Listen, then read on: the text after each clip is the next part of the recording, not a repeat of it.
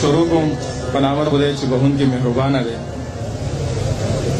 لفظونه را سره قات شي چې د کوم ځای نه لفظونه راوړم او د دې ځای د خلکو شکریا پې ادا کړم.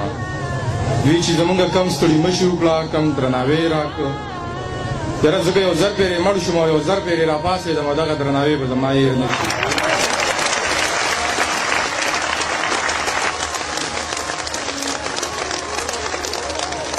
ریډیو کې دلته مشران ناست دي، ماشومان ناست دي، ځوانان ناست دي او د شپې دغه ساعتونه دي چې په دې وخت باندې هېڅوک هم چا د نه کښېني.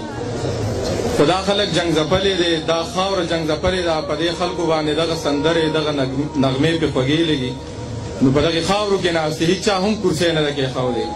هر سړي د خپل کوره څادر راوړی دی چې په اوږه باندې کم څادر دی، هغه څادر یې ځان ته کېښودی دی او په هغې څادر باندې له ځان سره ماشومان کېنولي، ځوانان یې کېنولي او خپل خواخوږي ملګري کېنولي دي.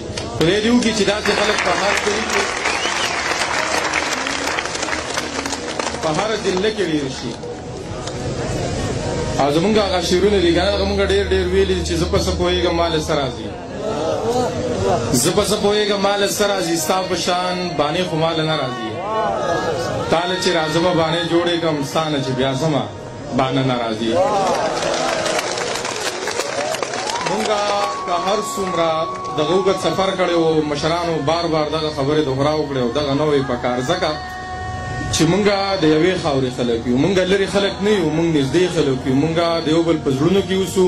نو داسې به نه وایو چې مونږ د هغې ملکنډ نه راغلي، ټانک چېرته دی او ملکنډ چېرته دی. نه، مونږ یو پښتو وایو، مونږ به د یو بل سره دغه غم خالی پالو، دغه مینې به پالو، په دغې مینې به ژوندی پاتې کېږو. د هغې غټه وجه دا ده چې په لاره دې ملګرو وی چې هغه ملګري به شعرونه څنګه اوري، د شعر سره یې مینه شته که نه. زه چې تاسو یو پېره لاړلې او چې تاسو ته بیا ماشوم وموي چې په ټانک کې مشاعره ده څنګه راځئ که نه، نو بیا تاسو به د ځان نه ځئ.